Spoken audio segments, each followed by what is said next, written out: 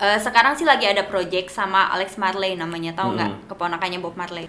Mereka ngundang top 500 DJ dunia dan aku satu-satunya DJ Asia yang mereka undang ke sana. Yang penting gue perform ini aman dulu. Setelah itu gue mau diinfus bodo amat deh. Malahan tambah banyak minum tambah benar mainnya. Mainnya bener aman, pas udah selesai main jomplang.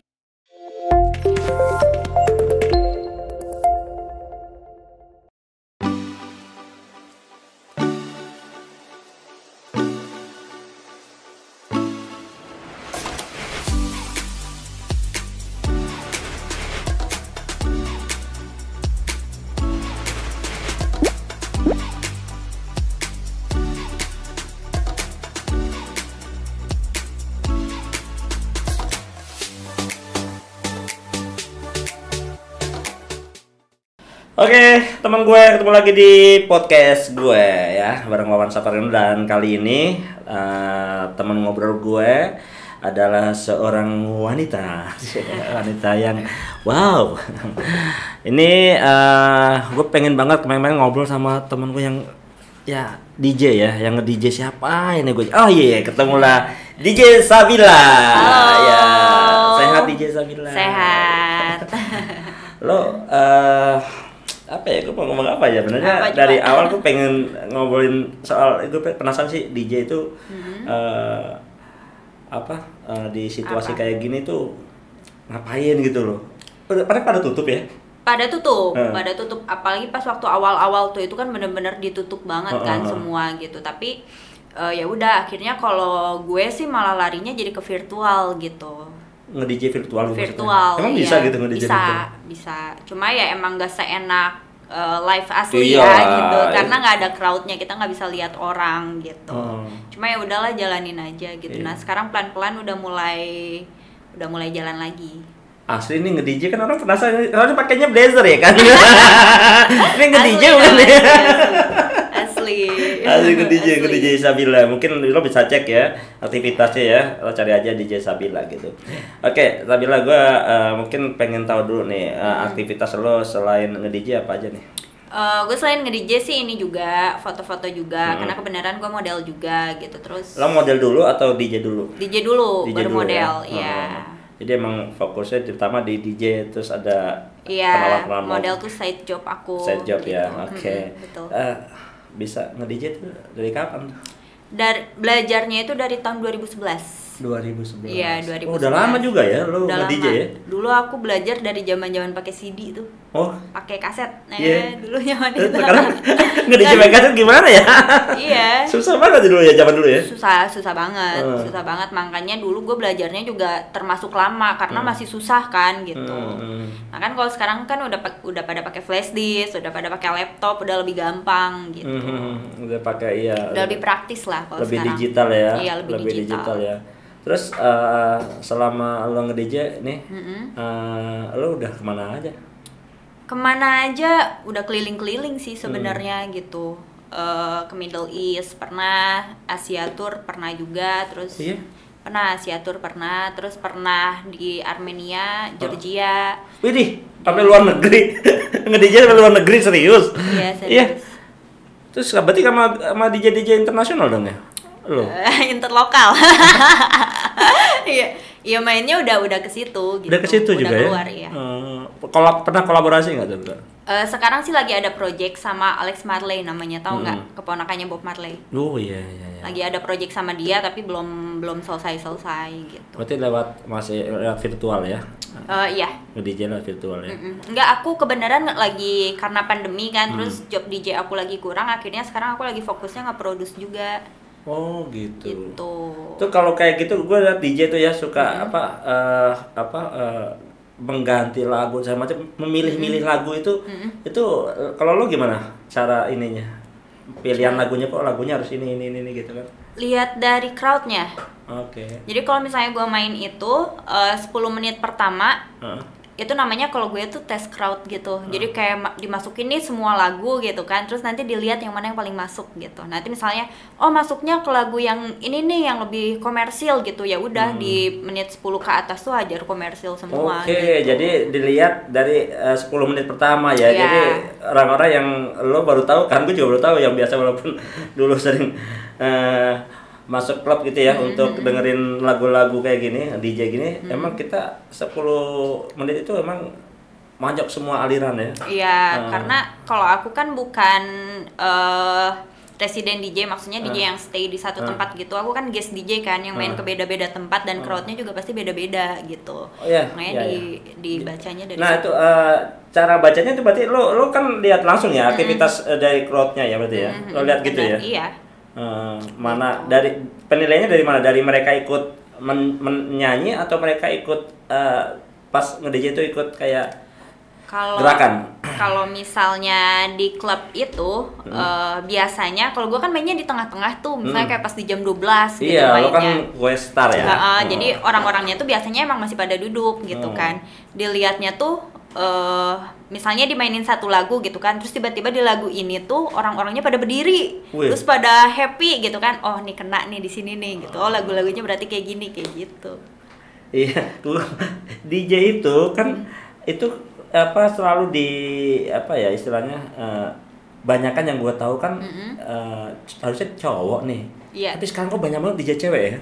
Itu dia nggak tahu. DJ cewek dan kayaknya lebih menarik kali ke DJ ya. Kalau di sini sih iya, cuman kalau aku kan dulu sebelum pandemi itu emang lebih lama stay-nya di India kan. Kalau kayak di luar itu malah lebih banyaknya masih DJ cowok. Oke. DJ ceweknya malah sedikit banget. Nggak tahu kalau di sini kenapa banyak banget DJ cewek. Iya. Lebih menarik. Lebih menarik dan lebih mudah kali ya. Iya. Lebih mudah nge-DJ di sini kan. Karena aku belajar DJ juga nggak bisa, gue belajar DJ udah berkali-kali ya belajar nge-DJ juga nggak bisa dalam menentukan ini. Terus selama aktivitas lo nge-DJ, ada nggak hal-hal yang lo yang kurang pas, kurang menarik apa maksudnya yang bikin lo nggak nyaman gitu lah? Apa ya? Oh paling waktu itu pernah punya pengalaman kayak gini. Jadi pas waktu gue stay di India itu gue udah nggak ngambil job di klub. Jadi gue tuh ngambilnya tuh selalu rave party yang 5.000 orang gitu-gitu kan. Nah, terus gue main di rave party itu tuh padahal dari stage ke crowdnya itu udah lumayan jauh, udah kayak sekitar 20 meter gitu. Terus kayak di apa sih, dipagerin gitu kan. Nah terus tiba-tiba ada orang yang loncat dan lari mau nangkep aku gitu. Itu sih yang serem. Ya itu kalau kayak gitu ngeri juga ya. Ngeri, tapi berarti kalau biasa makanya di DJ itu ada perlindungannya biasanya. Ada pasti ada. Cuman yang ngerinya mau berapa banyak bouncer juga nggak akan bisa ngejagain kita karena crowd itu kan banyak banget kan. Misalnya ada orang yang ngejagain 10 orang gitu, crowdnya 5.000 orang mau ngapain? Iya, mau apa coba?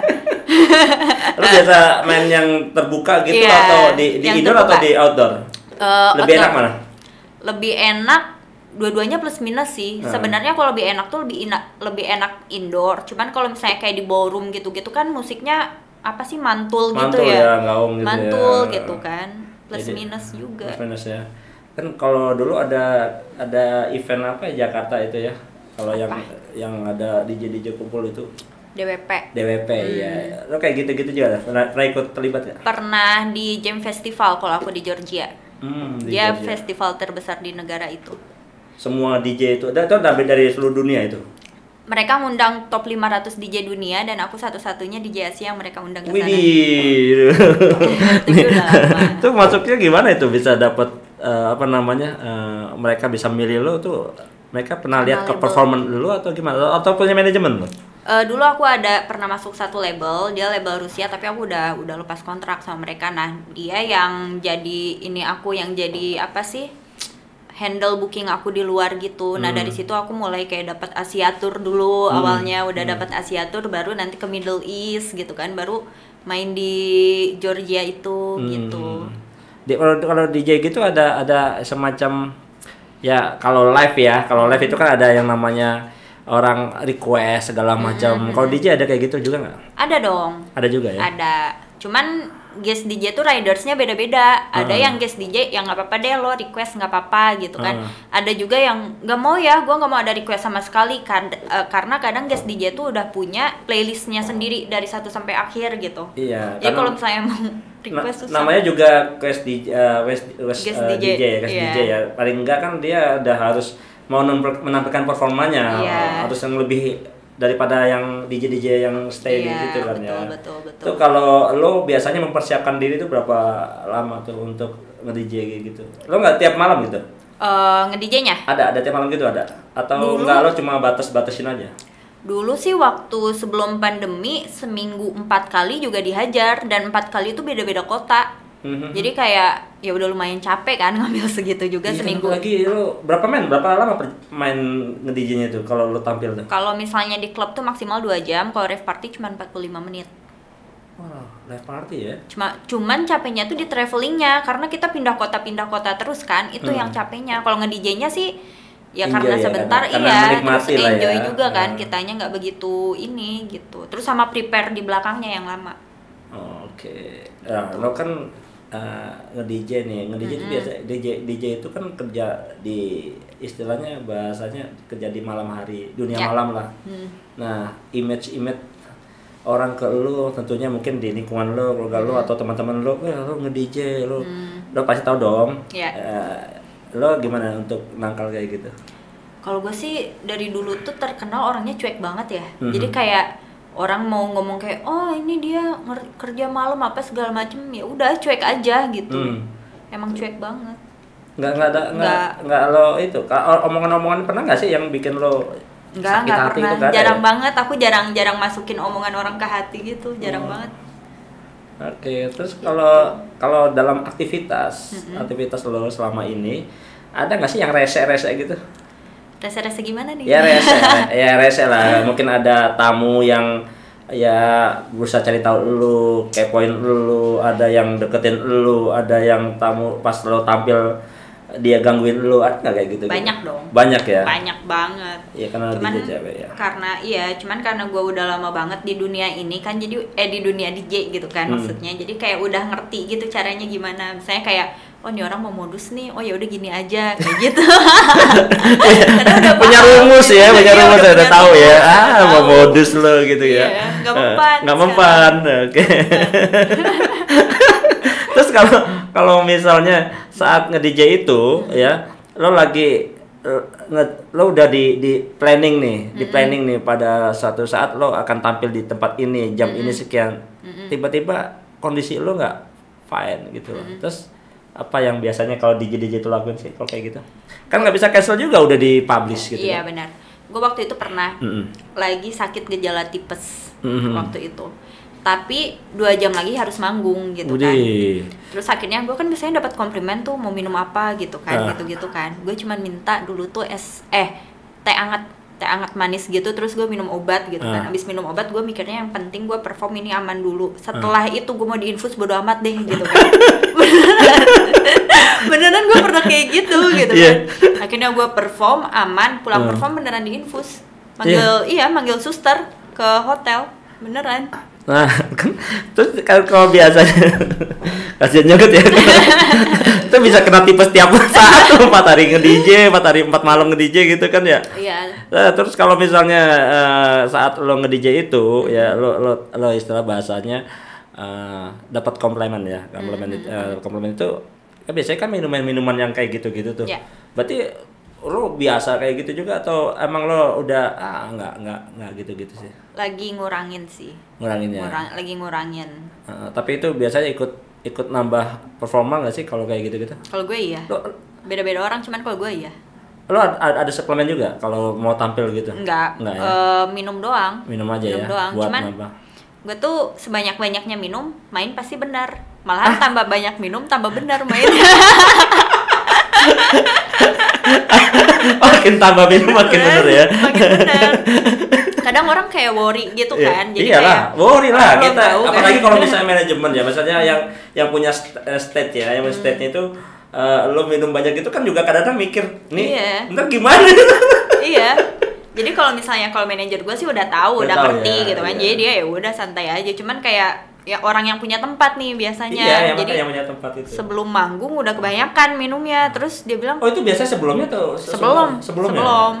Terus dia bilang, "Bil, 5 menit lagi lu naik, aman nggak minumnya kayak gini?" Tenang aja, aman. Aku bilang kayak gitu kan. Mainnya bener aman, pas udah selesai main jomplang. Kejomplang ya. Jangan pakai kursi roda. Udah pakai kursi roda. Ya terus kalau misalnya nih, lo kalau dalam setiap penampilan Lo kan pasti kan ya ini kembali ke salary ya. Itu kan masing-masing ya. Kan lo kan ada manajemen segala macam. Nah, kalau ada gak sih pengalaman-pengalaman yang nggak pas sama manajemen, misalnya mungkin jadwalnya apa suka malah nggak dapat job sama sekali. Kan ada manajemen kayak gitu ya. Atau Pernah. mereka nyari gimana? Pernah. Jadi gue dulu Atau pernah nggak lo di tampil nggak dibayar, pernah nggak? Pernah, tapi bukan nggak dibayar sama klub atau venue-nya ya. Jadi udah dibayar nih ke manajemen guenya yang nggak turun gitu. Oh, manajemen kayak gitu lo ya? pernah Udah pernah gitu, ya? udah pernah. Kirain cuma cukup dikasih minuman aja dah.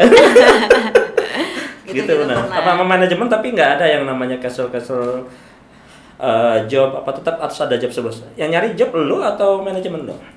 Manajer aku sih yang ini. Yang lebih ke ini. Iya, jadi aku cuman kayak terima jadwal, nanti tanggal segini di sini, tanggal segini di sini. Dia megang lo sendiri DJ atau ada DJ yang lain yang dia pegang? Kalau saat ini lagi gua sendiri. Oh, kalau sendiri, saat ya. ini gitu. Lo pernah masuk dalam klub apa namanya istilahnya? Apa? DJ semuanya jadi satu manajemen gitu enggak? Pernah. Pernah juga. Cuma ya? cabut. Oh, cabut gitu. Cabut. Karena nggak tahu sih, cuman gue lebih nyaman kayak udah deh mendingan gue sendiri tapi punya manajer sendiri gitu yang ngurusin apa schedule-nya, tanggal-tanggalnya, lebih enak kayak gitu sih. Dari seluruh tempat nih di Indonesia, mana sih yang menurut lo paling asik nge-DJ-nya? Di mana tuh? Beda-beda sih. Soalnya vibes-nya tuh beda-beda, nggak bisa disamain gitu, nggak bisa. Gitu ya? Iya.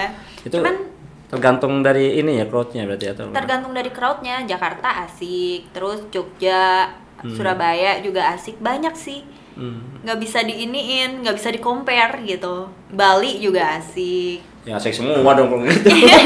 Makanya nggak bisa yang mana yang paling enak semua soalnya. Enak semua ya. Apalagi kalau berarti kalau misalnya ke luar segala macam itu udah manajemen yang ngurusin semuanya. Iya, nah kalau misalnya kayak aku keluar gitu, kayak visa apa segala macam, manajemen aku yang ngurusin gitu. Aku tinggal ya udah berangkat aja. Udah sekian, berarti udah berapa lama nih berarti ya? Kalau dari 2011 udah berapa tahun ya? 10 tahun ya? 20 tahun. Kalau belajar enggak dong, 20 tahun umur gue masih Umur lo berapa ya? Umur lo berapa? 33 ya? 23. Oh, 23. Pasti masih sendiri. 23 jadi berarti udah 10 tahun lo belajar kan berarti ya? Kalau dari awal belajar ya. Belajar ya kan? Cuman kalau yang lebih ininya intensnya? Yang benar-benar jadi profesional DJ itu tahun 2014. Itu baru mulai kayak lu nge-DJ dibayar gitu. Oh, gitu. Iya. Terus kembali nih, gue tadi kan masalah DJ-nya. Terus lo kan sekarang side job-nya dengan foto-foto nih. Menurut lo sih enak mana sih DJ mau foto kayak gitu? DJ. Enak DJ ya? Karena emang nggak tahu passionnya tuh emang di DJ aja gitu. Emang passionnya di DJ, jadi kayak nge-DJ tuh gue kayak secapek-capeknya tuh masih happy gitu. Soalnya kadang kalau foto tuh lama banget kan, jadi kayak aduh bosen. Tapi kan gitu. Foto kan nggak, soalnya lo kalau foto nggak minum dulu sih, jadinya. Kalau DJ kan minum jadi semangat gitu, foto nggak minum dulu jadinya. Itu tapi foto nggak sama juga keluar kota atau segala macam, cuma di Jakarta aja. Aku kalau misalnya foto lebih banyak ngambil yang komersil gitu, misalnya kayak majalah atau enggak produk gitu-gitu sih. Ada ini nggak sih, ada private DJ nggak sih, maksudnya gini, lo diundang khusus cuma lo doang di satu tempat yang orangnya nggak banyak, cuma paling 5. Ini pandemi gini private semua. Oh, private semua. Enggak private semua sih, 70% private. Dia private ya, lo diundang sengaja untuk di satu rumah apa gitu ya? Iya, gitu. Untuk nge-DJ. Nah, alat-alatnya lo bawa sendiri semuanya? Atau apa disiapin? Ada yang gue bawa sendiri, ada yang dibawain manajer gue. Maksudnya manajer gue kan ada alat juga tuh, jadi dia bawa gitu alatnya. Jadi gue nggak usah bawa alat. Ada yang mereka emang udah sewa gitu. Atau mereka emang punya gitu. Karena biasanya yang kayak ngambil private gitu tuh orang-orang klub juga biasanya. Jadi kayak klub apa gitu, terus kebenaran lagi tutup kan, akhirnya ya pindah kemana gitu. Ada nggak sih kalau lo pada suatu titik lo nggak jenuh gitu ya? Pernah jenuh. Pernah jenuh gitu kan. Terus akhirnya pas lagi di posisi kayak gitu, tadinya mikirnya kayak kayaknya gue harus ganti kerjaan nih gitu kan, karena ngerasa stuck gitu, nggak maju-maju gitu kan. harus ganti kerjaan nih gitu kan. Cuman pas dipikir-pikir lagi, oh ya udah mungkin gue cuman lagi jenuh, terus akhirnya take a break 1 bulan, udah semangat lagi. Ngapain tuh kalau misalnya lo jenuh itu lo ngapain tuh, take a break itu lo ngapain aja? Nggak nge-DJ sama sekali. Nggak Iya. nge-DJ sama sekali, terus ya udah lakuin apa yang bikin gue seneng aja gitu. Kayak lo mau apa, ya udah sini kayak gini ya, misalnya lo mau apa lagi, ya udah ini gitu, nyenengin diri sendiri aja. Itulah memang kalau orang itu ke kerjanya itu terus lagunya juga yang putar itu terus ya jenuh juga kan, lama-lama bosen Jenuh, juga kan jenuh, ya. Iya kan iya. menemu lagi temunya suasananya kayak gitu lagi. Iya, Kayaknya hidup bener. ada warnanya lo kayak gitu. Iya. Walaupun kelap-kelip lampu Iya. ya. Nih, gue pengen lo ngasih deh tips ya buat orang yang pengen berkecimpung di aktivitas DJ ini.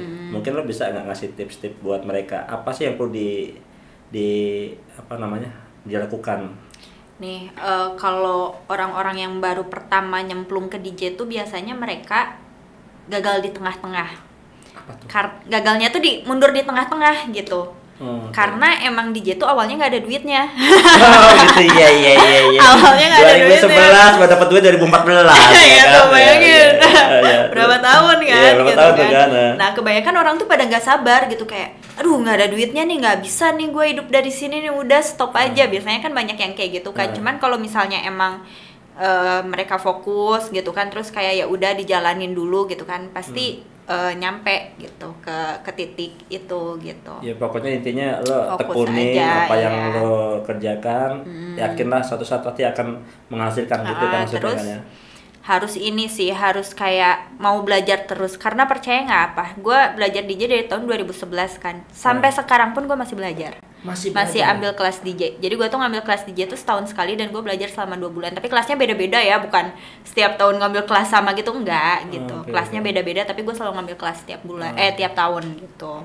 Iya, wis oke itu ya teman. Gitu.